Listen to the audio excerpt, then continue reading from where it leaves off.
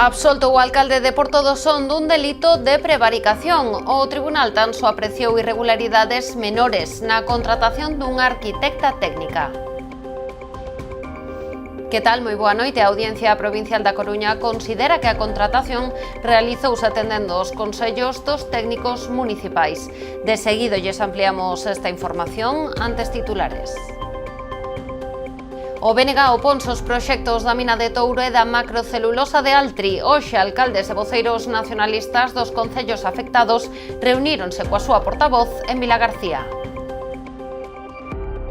O PSOE insta a Xunta a cubrir as 4 prazas sen médico no centro de saúde. Demandan tamén a cobertura da quenda de tarde e do PAC.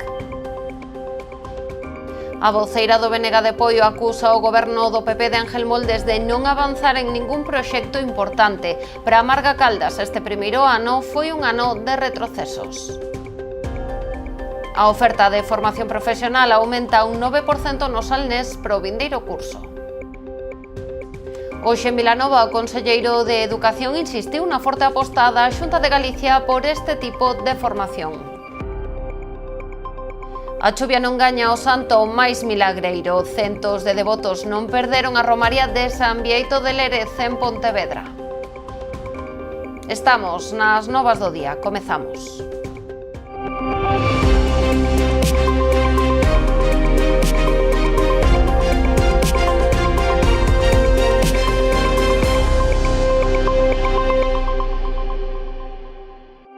Absolto o alcalde de Porto do Son dun presunto delito de prevaricación. A Audiencia Provincial da Coruña considera que a contratación dunha arquitecta técnica realizouse para aliviar a situación de colapso en que se atopaba o Departamento de Urbanismo, tal e como aconsellaron os técnicos municipais. A Audiencia Provincial da Coruña absolveu o alcalde de Porto do Son dun presunto delito de prevaricación ao contratar unha arquitecta técnica. A sentenza establece que tras tomar posesión en 2011, Luís Oujo atopouse cunha situación de colapso no Departamento de Urbanismo, que levaba 4 anos cunha única arquitecta. Tanto esta profesional como os técnicos municipais informaron ao alcalde da urxente necesidade de contratar un arquitecto técnico, co fin de poder despachar os expedientes nos prazos establecidos.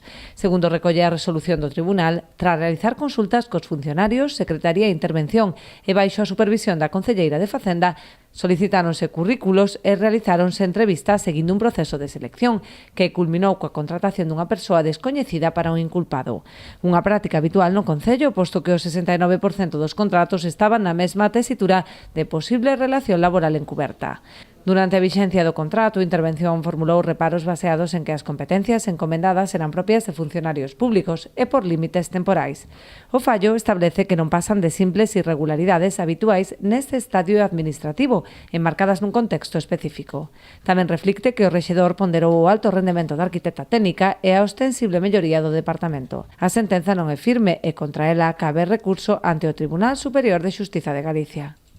O BNG reuniu hoxe en Vilagarcía os seus alcaldes e cargos municipais nos concellos da Ría de Arousa e do Baixo Ulla afectados pola mina de Touro e a celulosa de Altri. No acto, a voceira nacional da formación acusou o presidente da Xunta de Galicia de poñer en risco a actividade na ría apoiando estes dous proxectos que cualificou de bombas ambientais. Ana Pontón criticou que se poñan os intereses de dous multinacionais por enriba, dixo, da xente do mar e do marisqueo.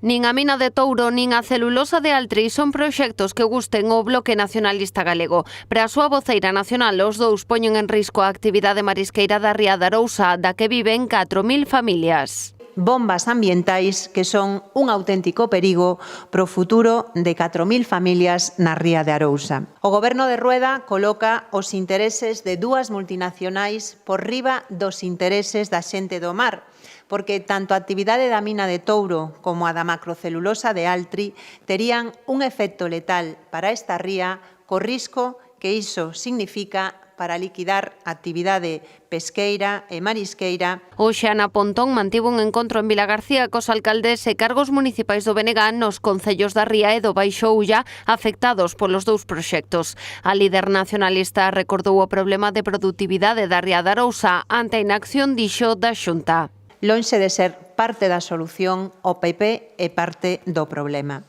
E é parte do problema porque en lugar de actuar con decisión e con propostas para recuperar a produtividade desta ría, o que está facendo é engadir novas ameazas, apoiando proxectos contaminantes como a mina de Touro ou a macrocelulosa de Altri, que poden significar o golpe de gracia do marisqueo na ría de Arousa. No seu lugar, Pontón demanda a paralización dos dous proxectos. Ademais, puxo sobre a mesa propostas para recuperar as rías galegas. Entre as medidas, defendeu a posta en marcha dun plan de rexeneración integral consensuado co sector, as universidades e os centros de investigación. Esos 250 millóns de euros públicos que o PP quere entregarlle a unha multinacional portuguesa como Altri estarían moito mellor invertidos na ría de Arousa e tamén en mellorar o río Ulla, porque sabemos que son dous ecosistemas que un sin o outro non teñen sentido, e esta é unha proposta que volveremos levar ao Parlamento de Galiza. A articulación dun plan de cobertura económica e social para os traballadores do mar, a recuperación do seguro público de produción marisqueira que lles asegure unha renda digna cando non haxa actividade, ou o desenvolvemento dun proxecto de semente de moluscos son outras das propostas do BNG para recuperar as rías galegas. Os alcaldes da Mancomunidade Barbanza-Arousa denuncian a suba do canon de Sogama pola xestión do lixo. Cualifican a medida de dubidosa legalidade porque se aplica de maneira arbitraria a algúns concellos en contemplar a bonificación do 15% para aqueles municipios que teñan implantado medidas no ámbito da recollida selectiva dos residuos. O presidente da Mancomunidade, Luís Pérez Barral, entende que moitos concellos deberán aprobar modificacións nas ordenanzas fiscais, posto que as novas taxas repercutirán nos recibos que pagan os usuarios. Instan a Xunta a reconsiderar a medida e iniciar un proceso de diálogo na busca dun modelo de xestión sostible que non prexudique as economías locais. O Pleno de Muros aprobou os orzamentos para este exercicio que ascenden a 9,5 millóns de euros. As contas saíron adiante co apoio de BNG e PSOE e os votos en contra de PP e Muros Centrado. Entre as partidas máis importantes figura o gasto de persoal, o que se destinará case a metade do presuposto para facer fronte ás actualizacións salariais. Destaca tamén o incremento do gasto social cunha partida de máis de 2 millóns de euros para programas como o Servizo de Axuda no Fogar ou outros programas de conciliación. Os investimentos en obras para mellorar os servizos básicos nas distintas parroquias ascenden a máis de 1,2 millóns de euros.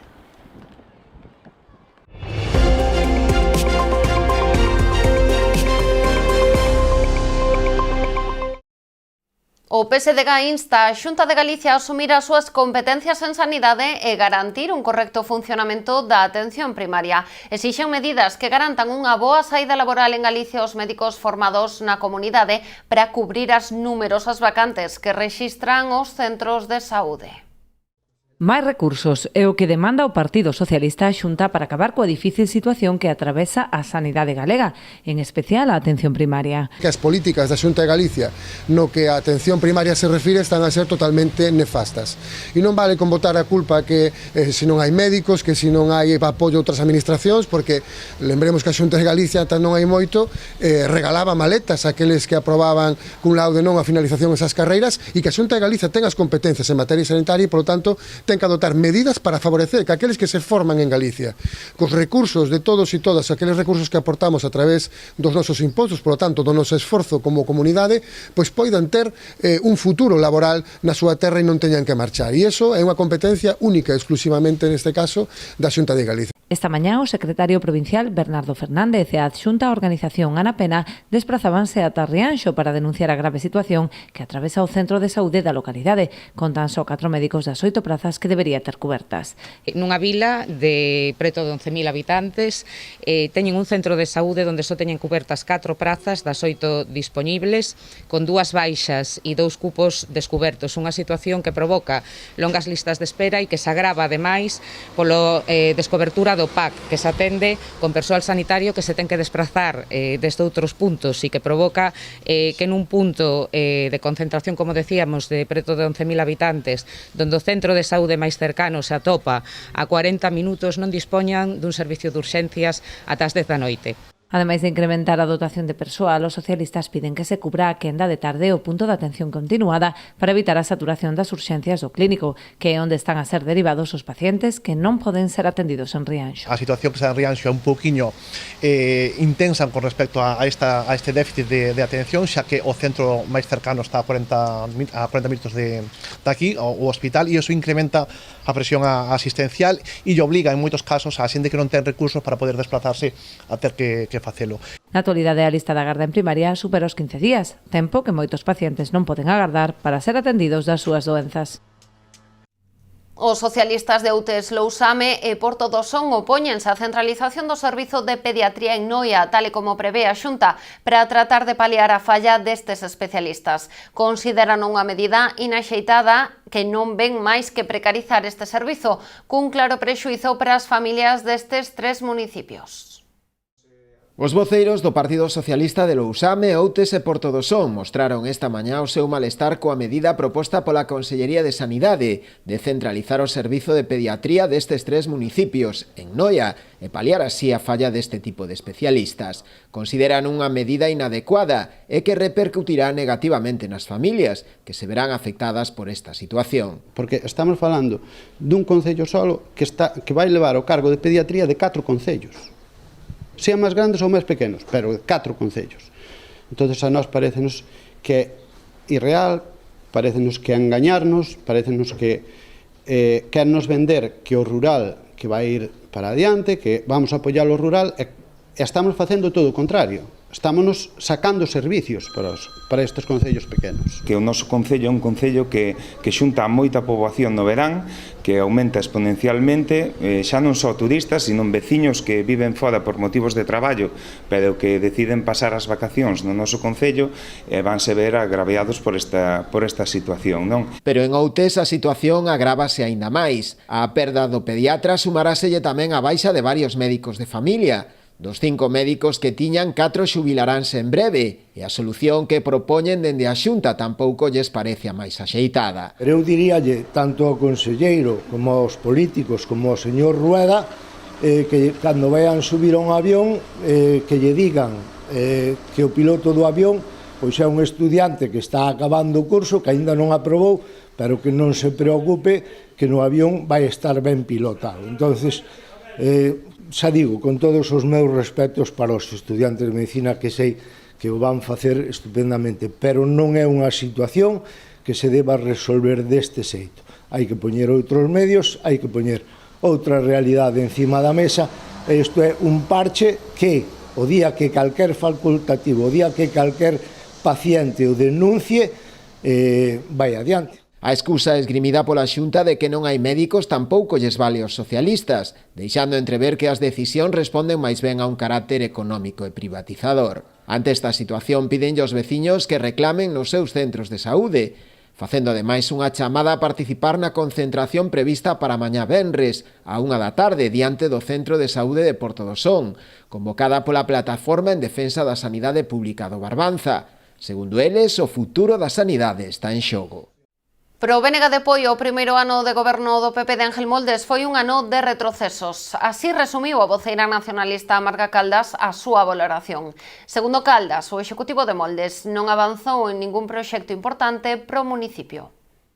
Un ano de retrocesos, así resumiu a voceira do BNG de Poio o primeiro ano do PP de Ángel Moldes na alcaldía do municipio. E hoxe en día pois temos un concello donde se prioriza a censura, donde non existe a transparencia, nin cos grupos municipais que formamos a corporación e que facemos oposición, ni tampouco coa veciñanza, e donde a democracia pois se está perdendo, estamos vendo como se está producindo unha regresión. Caldas pon como principal exemplo desta parálise o freo o proxecto do novo centro de saúde. A nacionalista asegura que o anterior equipo de goberno deixou os terreos da canteira de Graña marcados para a súa construción. Un ano despois asegura que están convertidos nun vertedoiro. Que son hectáreas de terreos que van a permitir apoio ter ese crecemento e ese impulso necesario de calidade para o seu futuro, que vai a permitir poder crear un centro de saúde que tanto levamos demandado, un novo pabellón deportivo, uns terreos que quedaron comprados e postos a disposición a Xunta por parte deste Goberno e que a día de hoxe convertiron nun vertedoiro. No eido da xestión económica, a voceira do BNG asegura que Moldes mentiu a veciñanza. Di que o PP non cumpriu a promesa de baixar os impostos e que aprobou novas operacións de crédito, a pesares de asegurar que a débeda do Concello era demasiado abultada. 0 proxectos, un pollo máis abandonado, unha política económica con máis débeda, con máis crédito, 0 iniciativas para os nosos veciños e un pollo en claro retroceso. Marga Caldas criticou outros aspectos deste ano de goberno, como os salarios dos concelleiros do PP, a contratación dun novo asesor ou a non renovación do contrato caducado da xestión do lixo coa empresa Valoriza, cos traballadores a piques de comezar unha folga. Facemos unha pausa para a publicidade e voltamos de contado.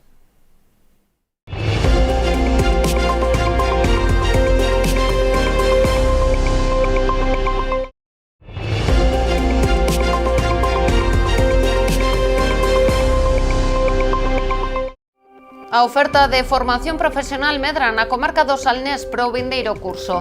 A Xunta de Galicia ofertará case un 9% máis de prazas, ata cadar as 1.525. Así o informou o conselleiro de Educación nunha xornada sobre a FP organizada en Vilanova de Arousa.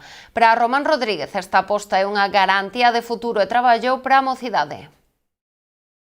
Hoxe a formación profesional é unha ensinanza que ten ganado nos últimos anos moitísimo prestixio.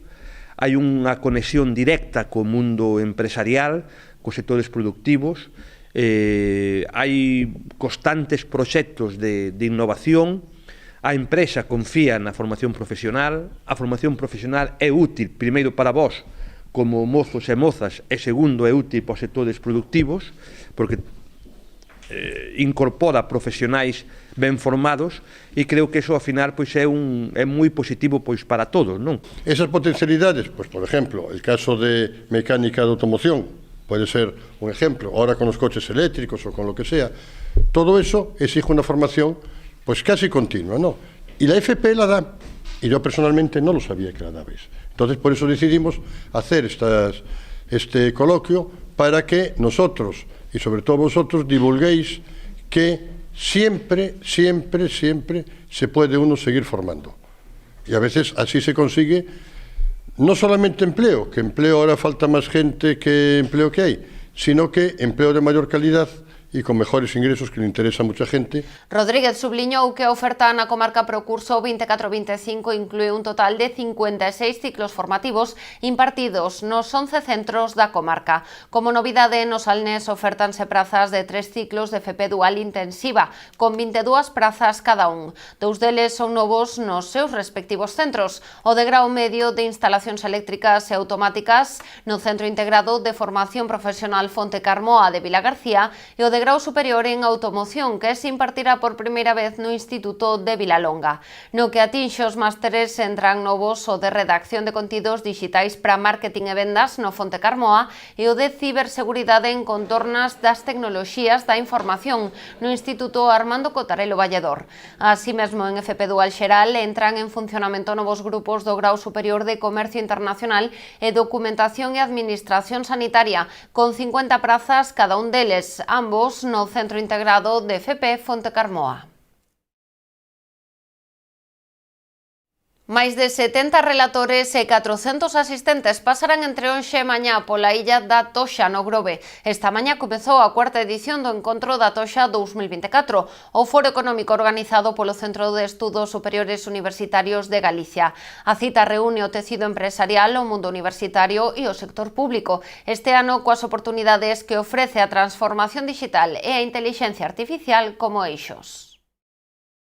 Este evento viene para eso, viene para crear más sociedad empresarial, más sociedad civil.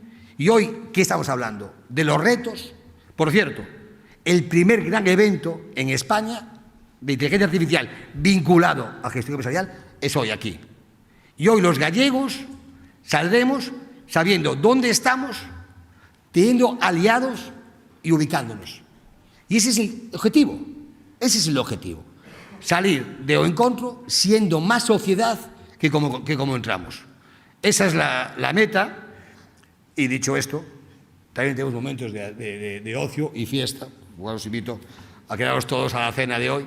Está muy bien. Pero ese es el objetivo de encuentro. Y yo creo que es el motivo por el cual cada año la gente se fideliza, continúa y sigue viniendo a encuentro. Vivimos en un gran ecosistema socioeconómico compuesto por empresas, trabajadores, autónomos, universidades, investigadores, asociaciones, en el que las administraciones públicas tenemos la responsabilidad de ayudar a tejer sinergias de innovación que nos permitan crecer. Por eso, también es clave, y lo decía muy bien Venancio, muchas gracias por tus palabras, Venancio, para el encuentro.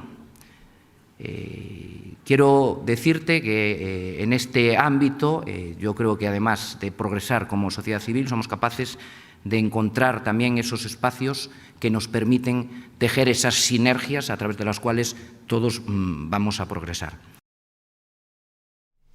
Congalsa reforza a súa estratexia internacional estreitando lazos coa principal asociación de empresarios de Portugal. A directora de Relacións Externas da firma pobrense, Isabel Cañas, e o director xeral de Sulpasteis, Ricardo Alves, mantiveron un encontro co director de Relacións Institucionais da Asosasao Empresarial de Portugal, Miguel Matos, na que abordaron novas vías de colaboración entre ambas entidades.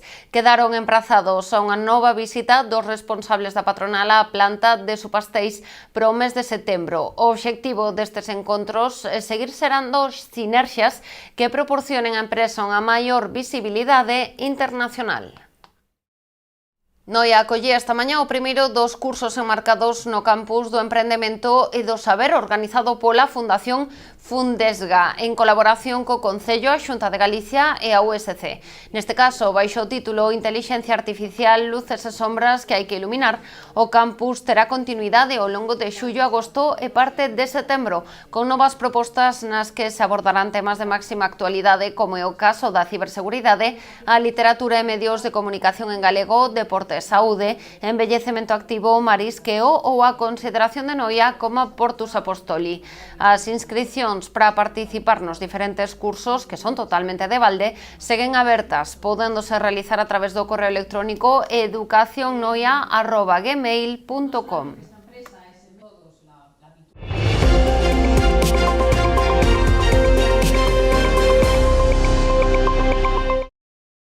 Xa está en marcha a programación do verán cultural para que os pobrenses poidan gozar dunha ampla oferta de actividades ao aire libre. Música, baile, teatro, maxia e diversos espectáculos para todo tipo de públicos. Máis de 20 actividades integran a programación do Verán Cultural da Pobra, que arranca este sábado co encontro de música e baile tradicional. Dende entón e ata finais de agosto desenvolveránse en diversos espazos ao aire libre da vila todo tipo de espectáculos. As actividades deste ano veñen sendo, algunhas xa están consolidadas, xa se levan facendo outros anos, outras son novas propostas que tamén levamos a cabo, e bueno, leva un pouco de todo, tradición, música, actividades infantiles, actividades familiares, un pouco en xeral, non? A pezas teatrais, a coral, creo que tamén temos, que tamén xa é unha actividade que temos outros anos, a banda de música, o sea que temos moitos estilos. Ademais, o público infantil, o que vai dirixida boa parte da programación, haberá tamén espectáculos de animación de rúa, cine, canto e baile e diversos concertos, como por exemplo os de Rapans ou Fillas de Casandra. No apartado musical tamén temos programadas varios concertos. Empezamos con Baraúnda nas festas do Carmen do Castelo e no mes de agosto teremos a Clana Pino con Pablo Vidal e a banda, as Fillas de Casandra e Paisaxes Sonoras en Punta Cabío. E pola banda de música tamén temos varios concertos programados, un en xullo e outro en agosto, ademais do programa da Zarzuela e do concerto de bandas sonoras que van a interpretar tamén no mes de agosto. Bueno, pero aparte destes bailes tradicionales, imos ter tamén bailes de salón latinos modernos con a Pobra Baila, que este ano ten como novedade que pola mañán vais a realizar diferentes obradoiros de baile en varias plazas daqui do Concello. A programación conta coa colaboración da Rede Cultural da Deputación da Coruña. Xornada festiva en Pontevedra coa tradicional romaría de San Benitiño de Lérez. Malia chuvia durante toda a xornada, foron centos os devotos que se achegaron ata o mosteiro. Moitos deles aproveitaron para pedirlle ao santo para sanar os seus males da pel. Diz que é especialmente milagreiro o seu aceite, bo para curar as verrugas. O aceite, como manda a tradición, queimase na lámpada do mosteiro e logo envásase para ofrecerlle aos fieis que asisten ás distintas misas que se celebran ao longo de todo o día. Mais alá da parte relixiosa, a romaría do San Benitiño complétase con propostas gastronómicas e festivas. Durante esta xornada houbo varios pasarrúas e distintas actuacións musicais. A derradeira desta hora cunha verbena a cargo do grupo M3 Show. Ademais de en Pontevedra, o San Bieito festexase noutros puntos da nosa contorna, como é o caso de Meis, Meaño ou Cambados. Nestes concellos tamén se celebraron hoxe diferentes actos relixiosos e lúdicos na honra do santo máis milagreiro. E ata aquí chegou o noso repaso da actualidade deste xoves 11 de xullo. Quedan con toda a información do sector vitivinícola no programa Orixe e Calidade. As novas do día, volta mañá a partir das 9:30 da noite. Sexan felices.